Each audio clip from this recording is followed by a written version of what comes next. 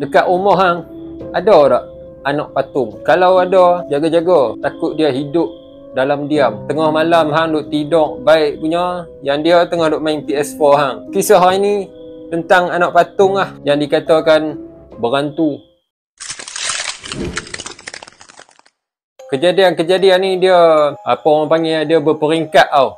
Dia ada bulan-bulan. So aku akan letak bulan apa, time mana kat atas ni. Kejadian misteri yang melibatkan patung ni berlaku dekat Toyo, bukan nama sebenar. By the way, back story sikit Patung tu dia merupakan hadiah daripada kawan bini Toyo untuk anak perempuan dia. Nama patung tu Lenny, bersempena dengan nama si pemberi tu Patung tu kalau dibaringkan, mata dia terpejam Lepas tu kalau bagi dia bangun, berdiri atau duduk, mata dia automatik terbuka. Lepas tu kalau ditepuk pula belakang dia, dia akan keluarkan suara. Suara baby, suara budak. Suara yang tengah merengek, orang cakap. Aku pun tak tahu bahasa pasar dia apa. Tapi tu merengek Peristiwa pertama, suatu malam tu dalam pukul 2 pagi, Toyo tengah tidur tapi dia lapar ayak So dia bangun nak pergi dapur. Bila dia jalan keluar daripada bilik dia, tiba-tiba dia nampak Lenny duk ada atas lantai dekat pintu bilik dia. Toyo pun dia angkat patung tu, dia pergi sandakkan dekat dinding ruang tamu. Toyo pergi dapur, minum ayak apa semua, balik ke bilik. Tiba-tiba Toyo nampak patung tu dia kembali terbaring dekat tempat asal tadi Toyo pun heran kan. Tadi macam dah halih, tapi waktu tu dia pun macam mengantuk, mamai-mamai, tak layan sangat Dia masuk bilik kan, buat tak tahu. Settle peristiwa pertama dekat bulan Jun. Peristiwa kedua, Toyo tengah tidur. Dia termimpi ada seorang budak perempuan lari masuk bilik dia. Budak perempuan tu lari masuk. Lepas tu dia main tengok Toyo yang tengah tidur ni. Katanya muka dia sebiji macam Lenny the patung tu. Toyo terkejut sampai terjaga daripada tidur. Pumpang. Toyo pun nak sambung tidur balik. Tiba-tiba Toyo terdengar bunyi macam suara patung tu Kan patung tu kalau tepuk belakang akan keluar suara budak merengek kan. Suara tu Toyo dengar. Katanya suara tu memang bukan dalam mimpi dah.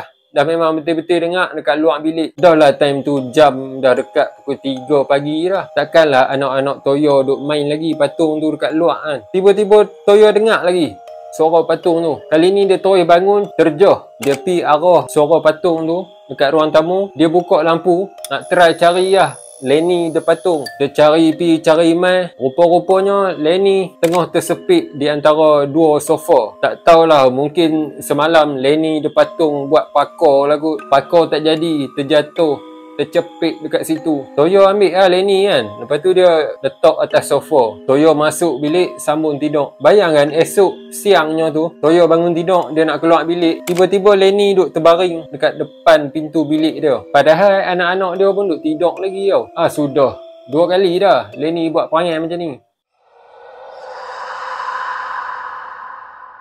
Peristiwa ketiga, pukul 11 malam. Toyo tengah tidur macam biasa. Tiba-tiba dia terjaga sebab terkejut. Dia dengar anak-anak dia menjerit, dengar tapak kaki berlari dan dengar bunyi pintu yang dihempas kuat. Dia pun kalut-kalut keluar cek Tapi bila dia keluar cek, sunyi sepi. Dia pun abaikan. Mungkin anak-anak dia tengah excited main lari masuk bilik, tutup pintu kuat-kuat. Budak-budak kan. Lepas tu dia terfikir esok pula cuti sekolah Mungkin budak-budak tu buat OT main. Toyo Mak Amin pun sambunglah tidur. Esok paginya tu, dekat meja makan, Toyo tanya anak-anak dia, apa cerita semalam yang bising-bising Tiba-tiba muka anak-anak dia semua macam takut tau. Mereka duk lawan tengok muka masing-masing. Tapi lah mereka cerita. Mereka kata, semalam kami nampak Lenny hidup baba. Dia menari-nari depan TV. Kami takut, terus lari masuk bilik. Toyo dengan bini dia ni, mereka macam tergelak sikit. Lenny hidup. Bangangnya statement ni. Tu dialog aku tambah sendiri Tapi Toyo dia terus teringat peristiwa-peristiwa yang berlaku dekat dia beberapa bulan lepas. Peristiwa yang melibatkan Lenny. Kan benda tu dia seorang je ada. Dia tak cerita dekat siapa pun. So Toyo pun dah start wah-wah. Dia macam tak percaya tapi macam percaya. Cakap anak-anak dia tu. Yang bini Toyo pula, dia kan tak tahu apa-apa. So dia gelak je lah mempersendakan kejadian yang berlaku dekat anak-anak dia. Toyo je yang macam terdiam. Toyo ni, dia jenis relax lah. Dia jenis chill lah. Cintakan kedamaian dalam hidup. Tapi hari ni, dia terlibat dengan huru-hara yang berlaku dekat office. Berlaku dekat tempat kerja dia. Katanya bos dia gaduh dengan bos besar. Office mate dia bertumbuk. Toyo pun dia ada juga bergaduh dengan ketua jabatan masa meeting. Cara hari tu tempat kerja dia tu dah jadi gelanggang UFC lah. Toyo pun dah jadi Toyo Nurmagomedov. So hari tu dia balik rumah dalam keadaan bad mood lah.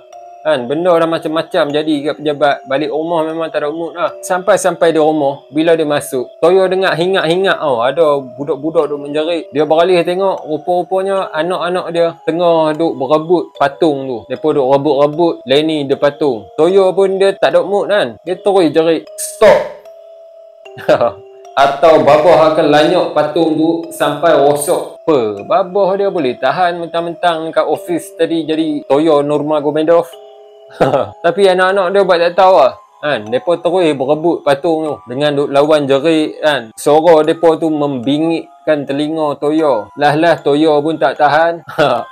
Pemain dengan Toyo Makmin. Toyo rentak patung tu, dia hempah ke tanah. Habis tercabut kepala, kaki, tangan patung tu. Tak cukup lagi. Toyo angkat sisa-sisa patung tu, dia baling kat dinding. Marah punya pasal patung tu berkecai, tapi mata dia duk terlekat elok lagi dekat kepala dia yang kemek teruk tu. Hampa jangan gatal-gatal tangan nak ambil main lagi. Kalau melawan cakap babah, memang babah bakar patung ni.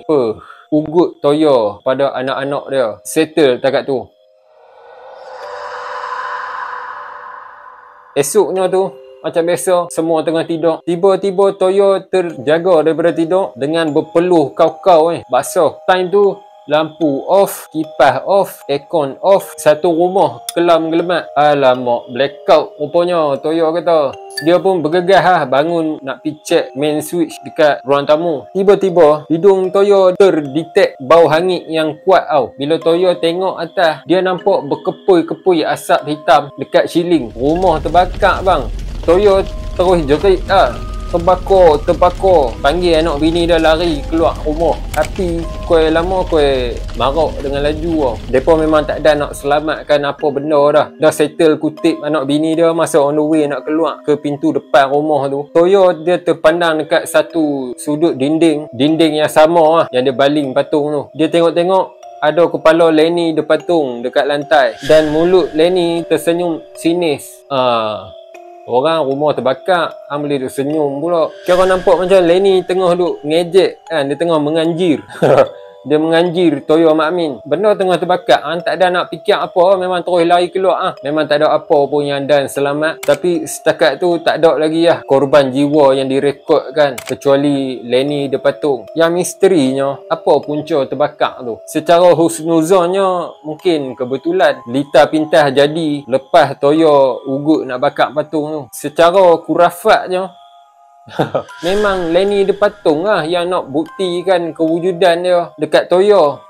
Hang bakar aku kan kemarin. Bak sini lighter Aladdin tu. Aku bakar satu rumah. So tu sekali lagi rumah hang ada anak-anak patung ada lighter Aladdin Kalau ada jaga-jaga sikit. Kalau patung tu bakar rumah okey lagi. Jangan tengah duk lena dia pi layok api dekat tumit kaki.